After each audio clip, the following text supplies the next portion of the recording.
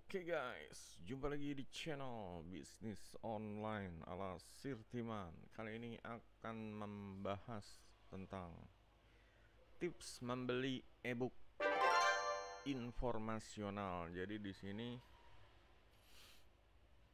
kita membahas produk ebook ya, produk ebook dan berisi tentang informasional ya, bukan software atau bukan template. Nah, di sini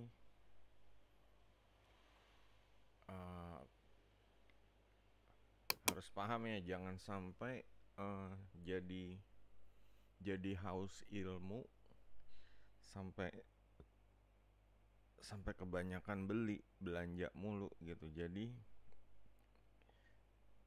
namanya produk informasional ini ya bagus-bagus gitu, bagus-bagus, mereka disusun dengan baik, dengan rapi, dan pokoknya kita dimanjain ya untuk membaca, dibikin istilahnya dapat wawasan, dibikin bisa punya opsi untuk keputusan bisnis selanjutnya gitu. Cuma permasalahannya adalah jangan sampai terkena buying syndrome atau kecanduan belanja ya. Kecanduan belanja ini kebanyakan yang membuat para pebisnis online ini pada rungkat gitu, pada gagal. Dia nggak bisa, istilahnya nggak bisa kebanyakan informasi ya, nggak bisa menentukan mana yang formula yang bagus untuk bisnis dia gitu. Jadi di sini yang pertama ini yang jelas, e-booknya harus sesuai dengan boleh dibilang tujuan atau target kita ya. Kalau target kita nih cari duit online, ya pakai formula misalnya pakai email marketing, ya kita kalau mau beli ya seputar itu aja gitu loh. Jangan beli yang di luar topik itu, yang jauh-jauh, nanti malah pikirannya jadi bercabang ya, jadi nggak ngejar tujuan, jadi kebanyakan pilihan bisnis, kebanyakan formula, jadinya jadi yang seharusnya mencapai tujuan lebih cepat, ini malah dipending ngerjain proyek yang lain, seperti itu. Karena produk informasi ini biasanya mengarahkan kita untuk upgrade diri ya. Mungkin kalau ada opsi upgrade-nya. Karena kalau menurut Sirtiman ini, kalau yang paham belajar dari e-book ya, atau baca buku ini, yang jelas pertama kita akan bertambah wawasan ya, artinya ilmunya bertambah. Nah, di sini membuat kita nih jadi lebih percaya diri, jadi lebih pengen menang gitu loh, pengen menang dengan ilmu yang kita baru punya ini. Nah, di sini biasanya pada kalap kalau ditawarin upgrade ini langsung pada upgrade, dia lupa pokoknya ngeluarin duitnya ini lebih besar pasak atau tiang. Dia mikirnya ntar juga pasti investasinya akan balik lebih besar, seperti itu. Cuma kenyataannya ya emang bagusnya lebih baik ya ebook itu jangan buru-buru beli. Yang pertama cek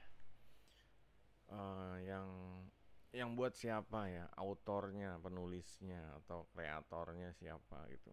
Pastiin kreatornya ini punya visi dan misi yang jelas gitu. Jangan cuma jualan ebook aja, jualan ebook. Cumanya dia sendiri juga nggak punya formula bisnis, formulanya cuma jualan ebook aja gitu. Nggak bisa istilahnya membuat yang beli produknya dia ini dari nol jadi hero, from zero to hero, seperti itulah. Dia cuma jualan ebook aja, produk informasinya benar-benar informasi doang gitu, nggak ada step-step atau value ladder ya, nggak ada ya. Pokoknya orang diajak praktek, orang diajak ya melakukan sesuatu ya, take action, seperti itu. Nah, di sini ya membaca itu ya kalau untuk yang suka itu ya asik gitu ya. Cuma kalau permasalahannya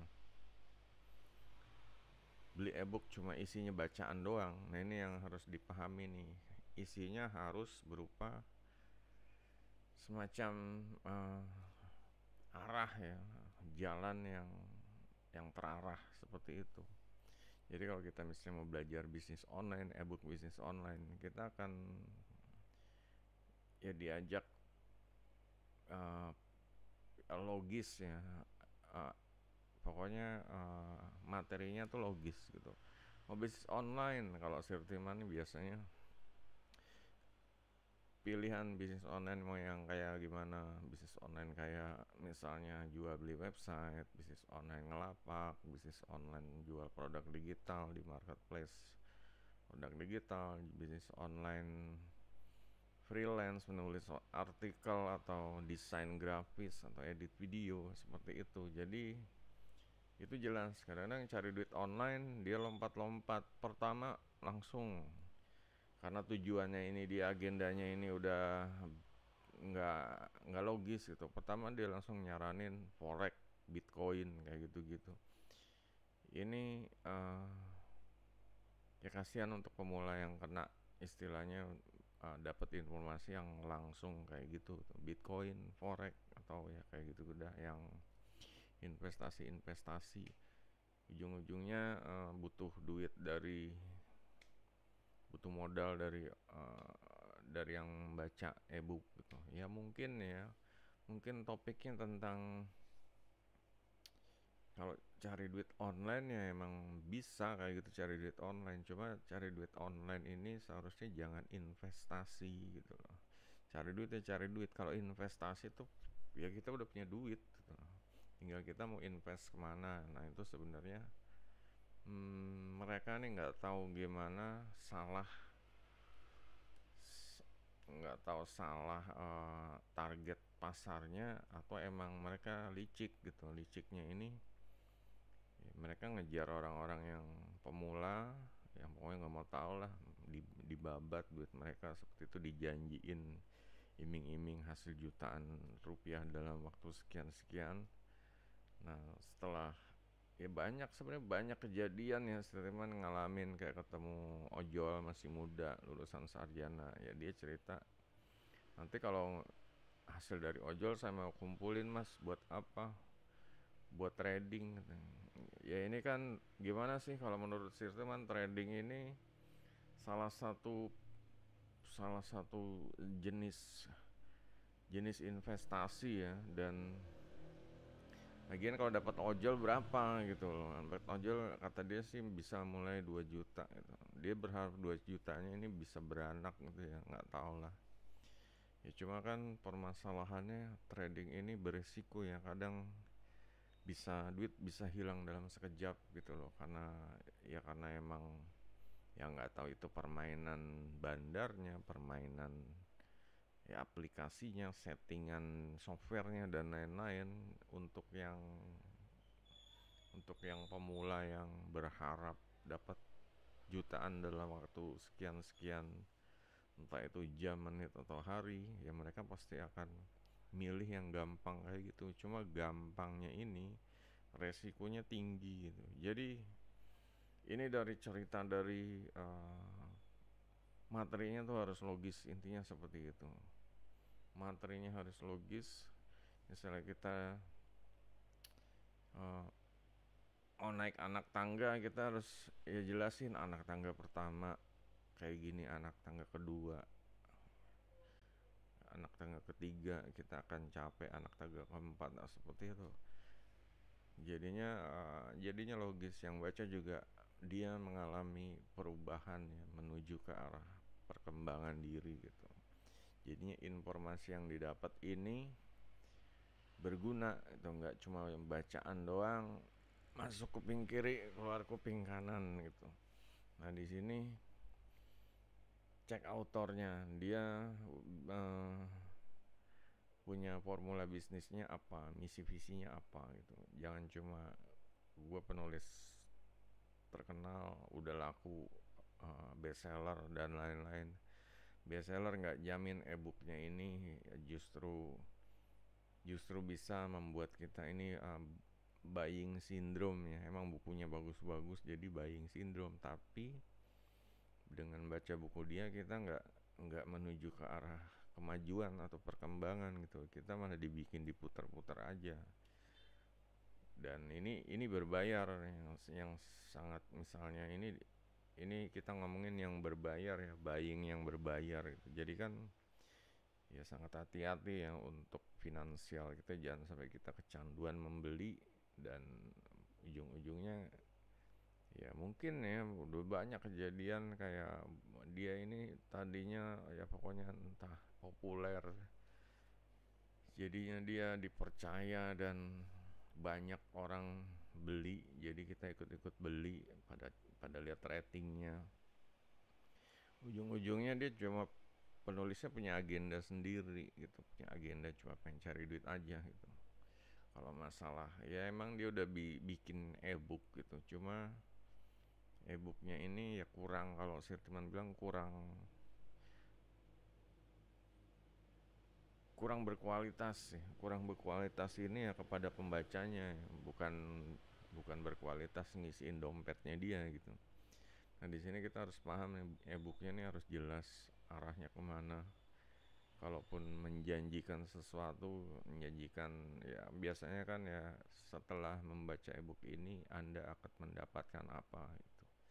Nah di sini kita harus paham dapatnya apa. Kalau dapatnya terlalu tinggi, ya ini effort kita nih pasti akan besar gitu. Biasanya kalau menjanjikan bisa dapat 1 miliar dalam waktu 30 hari, ini kan bisa gitu, bisa, kemungkinan bisa ya, cuma effortnya terlalu tinggi. Nah di sini biasanya resikonya gagal lebih besar seperti itu. Makanya lebih baik e-book ini yang bertahap, yang pelan-pelan, tapi orang ini bisa berubah tuh. Orang ini lebih mudah untuk berubah tuh. Jangan menjanjikan yang tinggi. Pemula-pemula setelah baca pada pada kalap, ujung-ujungnya pada berguguran karena emang tidak logis gitu. Terus yang kedua adalah dari sisi ini ya, dari sisi penulis yang kedua ini, Sirtiman yang paling di apa ya, hati-hati ini, kita harus punya dari diri sendiri kita ya, kita harus punya jadwal ya, atau punya batasan ya, atau punya batasan. Jangan sampai ya misalnya kalau mau beli pun ya habis gajian lah gitu. Jangan sampai tanggal tua maksain, jangan sampai.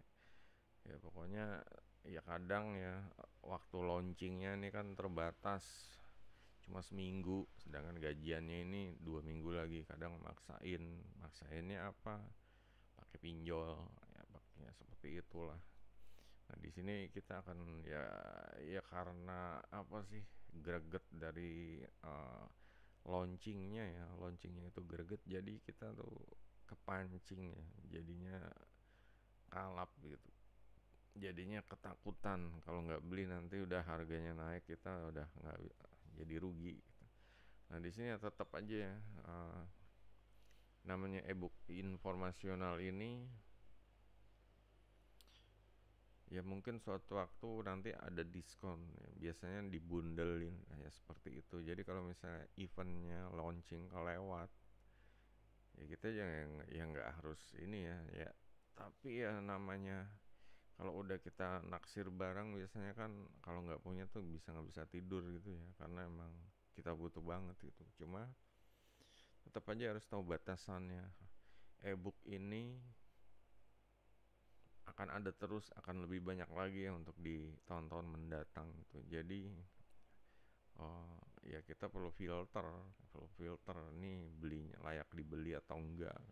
Misalnya enggak, kondisinya tanggal tua ya jangan maksain lah gitu. Jangan maksain. Kalau misalnya harganya naik pun ya, kalau misalnya kita duit kita beli gitu. Cuma kalau sekarang ini udah budgetnya udah habis dan tanggal tua, ya udah gitu, stop, mendingan cari ya kegiatan lain, atau e-book sebelumnya dicoba dipraktekin, diimplementasiin gitu. Jangan sampai ya pokoknya menghindari kita nih jadi kalau habitnya terus-terusan kepancing sama launching-launching yang harga diskon, harga promo, terus produknya menggiurkan ya, itu ya akan, kalau kebiasaan seperti itu bisa, ya bisa kecanduan gitu, bisa kecanduan. Kalau udah kecanduan ini ya susah untuk berhenti ya, ibaratnya kayak kecanduan ya, ya kopi atau rokok seperti itu, ini berhentinya bakal susah gitu. Kalau nggak beli resah, stres seperti itu. Ini sama, karena untungnya di Indonesia ini produk digital belum belum populer ya. Jadi ya belum banyak kejadian-kejadian. Cuma kalau di luar negeri, orang statement sendiri pernah kerja sama klien ya di Fiverr, karena ngelihat masuk ke di membershipnya dia, ya pokoknya dia punya produk banyak banget, dia udah beli produk sampai dia bingung, ini saya udah terlalu banyak beli, saya nggak tahu mau gimana lagi, tolong dibantuin, minimal cariin ya bisa menghasilkan seperti itulah. Begitu Sirte melihat di dalam ininya membershipnya, dia punya membership banyak, setiap membership dia beli, dan apalagi masuk ke akun misalnya kayak JPZoo gitu ya, daftar belinya banyak banget. Sirte melihat orangnya juga, dia nggak nggak launching produk apa-apa, dia nggak membuat apa-apa di profil produk digitalnya juga, profil sellernya juga dia nggak launching produk, jadi benar-benar beli, ya begitu, beli ntar lah, nanti dibaca kalau sempet, ada lagi penawaran di email menarik, diklik promo, dia beli, ini kayaknya suatu waktu ini bisa nih apa toolnya bagus, suatu waktu nanti bisa gua pakai, dia beli seperti itu, harga promo, bayar cuma sekali. Ujung-ujungnya ya bingung ya, terlalu banyak investasi keluar, income-nya nggak ada gitu di sini. Jadi benar-benar jangan sampai kalian kejebak ya di zona itu gitu, karena contohnya udah banyak, dan itu ya benar-benar tidak produktif, benar-benar mubazir gitu ya, kita beli juga nggak dipakai, menemuin menemuin menemuin ya, kalau misalnya produknya kayak template atau video kursus yang harus di download, ini benar-benar menemuin hard disk gitu. Juga untuk yang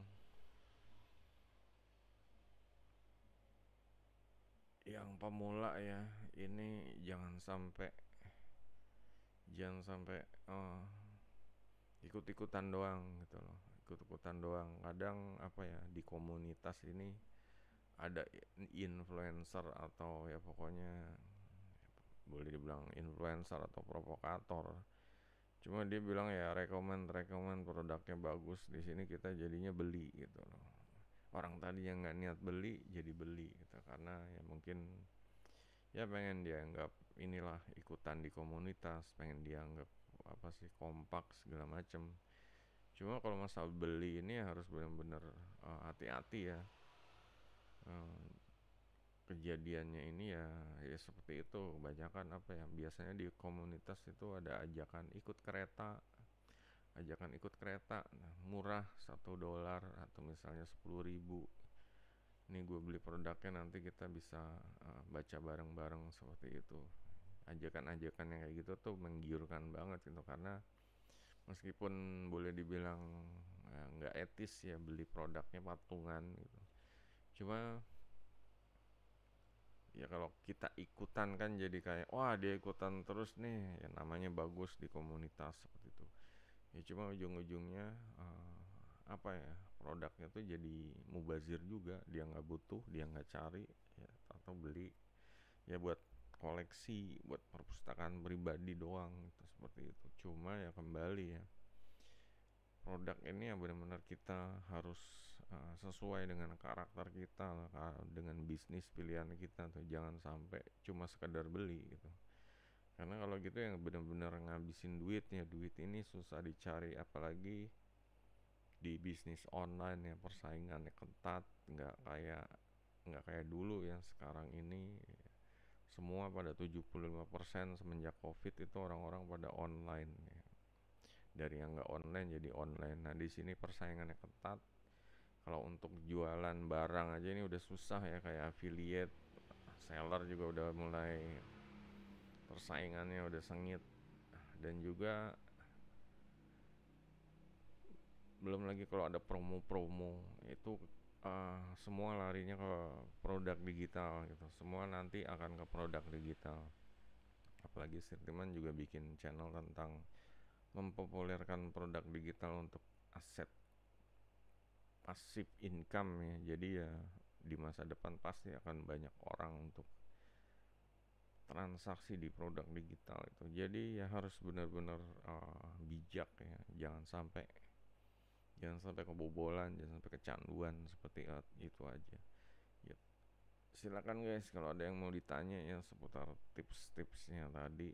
Semoga uh, paham ya. Ini biasanya sih kalau ada tipsnya juga tetap aja ya, kalau udah produknya di depan mata kita, istilahnya buka laptop atau handphone, produknya kinclong, sales letternya udah bagus, warna-warni, kata-katanya manis, copywritingnya manis gitu, dan bonusnya banyak, itu jadi tergiur. Makanya ya mulailah punya filter. Kadang Sirtiman pengen bikin ya tentang uh, topik